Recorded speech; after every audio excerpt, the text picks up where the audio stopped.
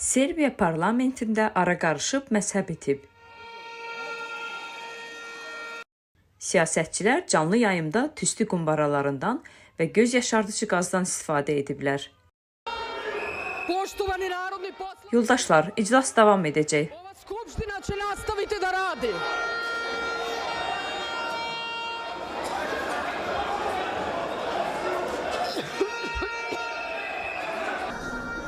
Hadisədə 3 millət vəkili xəsarət alıb.